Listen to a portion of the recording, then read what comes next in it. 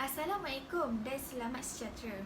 Saya Kairina Batrisha binti Kamruzaman selaku pengurus perniagaan Delicious Frozen Food ingin membentangkan tentang rancangan perniagaan bagi perniagaan kami. Saya akan menerangkan sedikit tentang latar belakang dan profil perniagaan.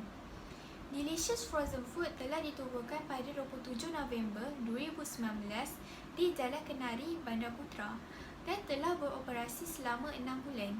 Delicious Frozen Food merupakan sebuah perniagaan yang berstatus milikan tunggal dan modal permulaan kami adalah sebanyak RM150,000.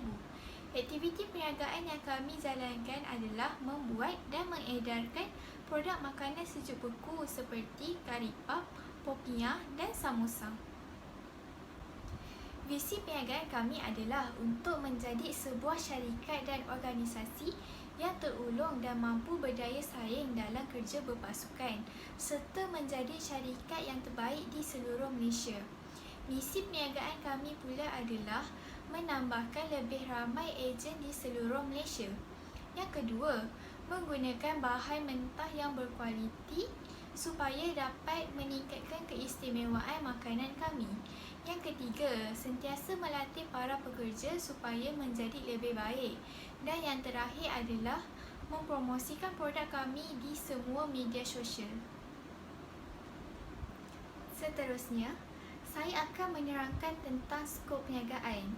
Perniagaan kami menjalankan aktiviti membuat, mempromosikan, memasarkan dan menjual produk makanan sejuk beku. Yang kedua, kami juga menerima tempahan untuk majlis-majlis dan dari kantin sekolah. Yang terakhir, kami juga menawarkan perkhidmatan penghantaran produk makanan kepada pelanggan.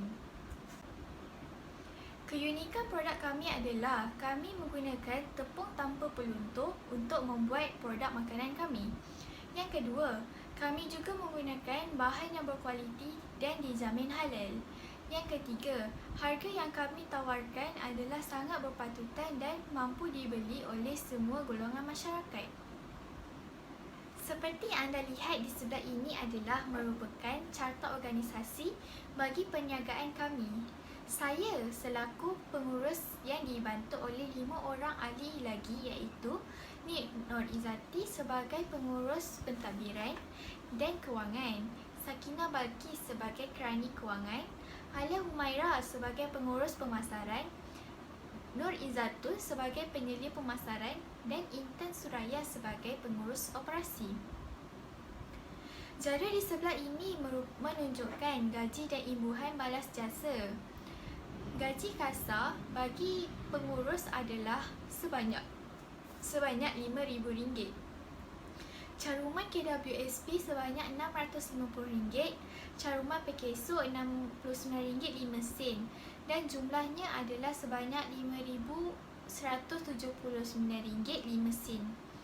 Bagi pengurus pentadbiran dan kewangan, pengurus pemasaran dan pengurus operasi, gaji kasar mereka adalah sebanyak RM3,000.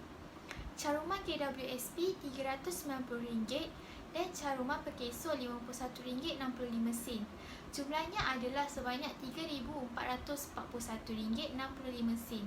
Bagi kerani kewangan dan penyelia pemasaran, gaji kasar mereka adalah sebanyak RM1,500.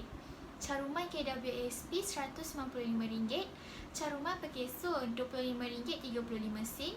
Jumlahnya adalah RM1,720.35. Bagi pekerja operasi pula adalah gaji kasarnya adalah sebanyak RM1,250. Caruman KWSP RM164, caruman PKSO RM21.85. Jumlahnya adalah RM1,435.85. Jumlah keseluruhan bagi gaji dan imbuhan balas jasa adalah sebanyak RM20,750. Assalamualaikum warahmatullahi wabarakatuh dan salam sejahtera. Saya selaku pengurus operasi bagi syarikat Delicious Frozen Food ingin membentangkan tentang maklumat operasi yang dijalankan di syarikat kami. Pertama, saya akan terangkan lokasi syarikat Delicious Frozen Food ini. Lokasi syarikat Delicious Frozen Food terletak di Jalan Kenali, Bandar Putra Kulai, Johor. Kawasan ini terletak di tengah-tengah bandar yang berhampiran dengan pasar raya, sekolah dan juga bank. Terdapat banyak juga aktiviti perniagaan yang lain di sekitar syarikat itu yang menjadikan kawasan ini sebagai tumpuan pelanggan dan lokasi yang strategik bagi menjalankan perniagaan ini. Waktu operasi perniagaan bagi Delicious Frozen Food ini adalah dibuka pada hari Isnin sehingga Jumaat, bermula pada pukul 9 pagi sehingga 10.30 malam. Pada hari Sabtu, Ahad dan cuti umum, syarikat ini akan ditutup sebagai cuti. Terusnya saya akan terangkan proses pembuatan makanan sedia buku di syarikat kami. Pertama, kami akan masukkan stok yang baru masuk ke dalam kedai kami. Pertamanya akan terjadinya proses bahan mentah. Kami akan mulakan dengan proses bahan mentah dengan ayam, kentang dan sebagainya. Seterusnya, kami akan menyukat bahan mentah. Selepas kami menyukat bahan mentah, kami akan menggaul tepung dan menyiapkan makanan-makanan itu. Selepas selesai menggaul dan memasukkan makanan inti-inti di dalam tepung, kami akan memasak dengan keadaan separuh masak. Lepas kami memasak, kami akan letakkan makanan itu di dalam peti sejuk bagi proses penyejukan. Lepas makanan itu telah disejukkan, kami akan letakkan di dalam bungkusan bagi proses pembungkusan makanan kami. Selepas kami bungkus makanan itu, kami akan memeriksa mutu makanan itu terlebih dahulu supaya lebih bersih, supaya dapat memerhati keadaan makanan itu lebih bersih dan dijamin bagus untuk dipasarkan. Selepas kami selesai memeriksa makanan itu, kami akan bawa barang itu hingga ke kedai kami. Kemudahan asas yang ada di syarikat Delicious Frozen Food. Pertama, premis perniagaan ini terletak di kawasan perumahan yang berkepadatan sederhana tinggi. Terdapat banyak kemudahan infrastruktur yang telah sedia ada seperti bekalan elektrik, bekalan air dan juga telekomunikasi. Kawasan ini adalah kawasan yang mempunyai lokasi yang strategik kerana lokasinya terletak tidak jauh dari perumahan dan juga pusat bandaraya yang di mana sekitarnya terdapat pasar raya, sekolah dan juga bank. Seterusnya saya akan terangkan susun atur ruang operasi di kedai kami. Pertama, terdapat pintu utama untuk masuk ke kedai kami. Sebelah pintu utama ada kaunter bayaran. Di tengah-tengah kedai kami itu ada meja. Di belah kiri dan belah kanan terdapat dua peti sejuk makanan sedia buku. Terdapat rak penyimpanan makanan sedia buku di bahagian di sebelah kiri meja. Rak penyimpanan makanan sedia buku ni untuk menyimpan makanan sedia buku iaitu kari puff, popiah dan samosa. Dan lihat di kedai kami ada pasu bunga. Pasu bunga ini untuk perhiasan dalam kedai itu supaya menjadi lebih cantik kedai kami. yang menarik. Assalamualaikum dan salam sejahtera. Saya Nik Nur Izzati binti Muhammad Saidi memegang jawatan sebagai pengurus kewangan. Hari ini saya ingin membentangkan tentang rancangan kewangan. Rancangan kewangan amat penting dalam mengurus jumlah keluar masuk wang dan sebab perniagaan.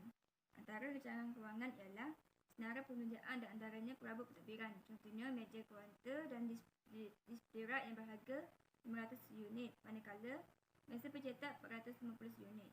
Untuk meja dan kerusi berharga 950 unit dan bahawa dingin berharga 1000 unit serta lampu berharga 50 unit.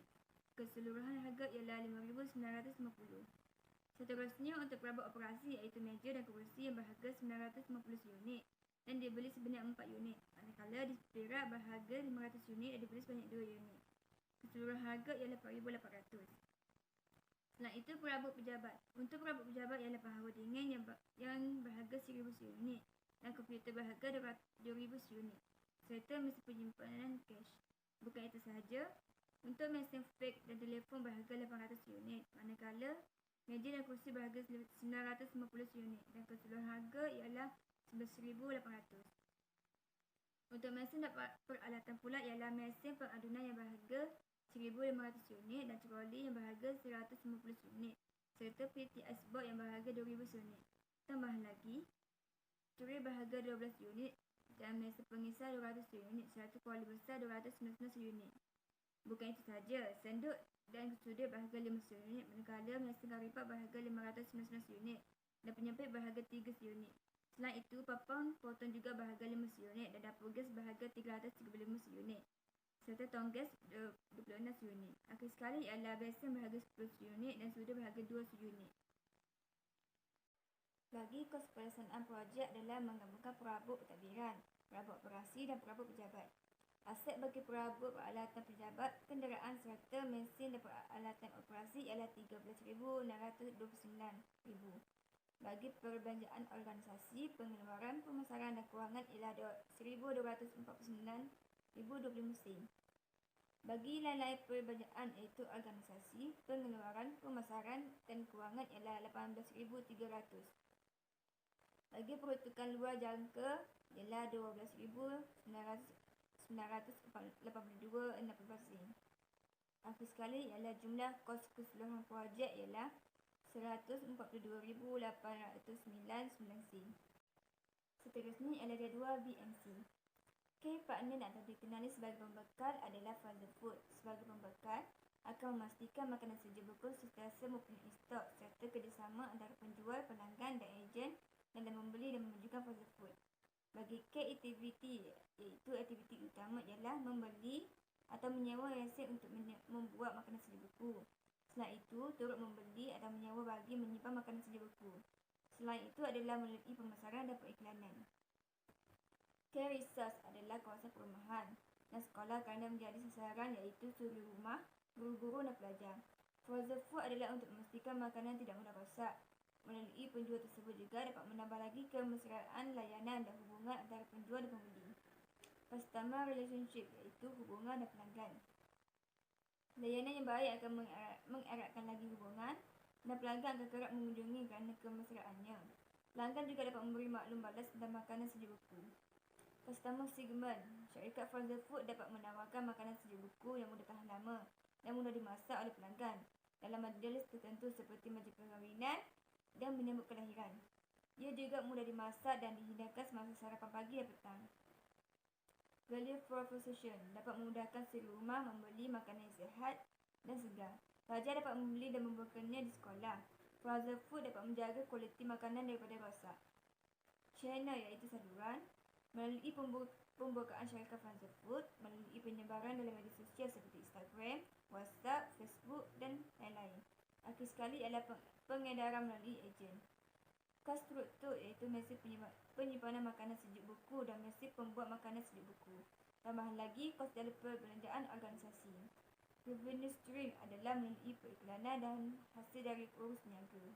Rumusan yang saya dapat simpulkan ialah makanan sejuk beku adalah makanan yang laris pada masa kini kerana tidak mudah rosak dan mudah memasaknya. Makanan sejuk beku juga bebas daripada bahan pengawet, resin dan perasa. Makanan sejuk beku juga berkhasiat kerana menggunakan bahan yang segar dan bersih. Dalam hal ini, ia memberi impak kepada masyarakat, iaitu dapat memudahkan masyarakat menyediakan makanan yang mudah tersedia, contohnya pizza dan roti. Selain itu, impak kepada masyarakat juga ialah masyarakat tidak akan bazir kerana makanan mudah disimpan semula dalam peti ais. Bukan itu sahaja, masyarakat juga dapat membantu dalam mengembangkan industri makanan sedia buku. Seterusnya iaitu pesan kepada masyarakat ialah penjimatan masa dalam membuat makanan, di mana masyarakat tidak perlu mengambil masa yang lama untuk membuat dan memasak makanan. Akhir sekali ialah masyarakat dapat mengamalkan makanan segar kerana tidak menggunakan bahan terlarang dalam penyimpanan dan kemasan yang lama.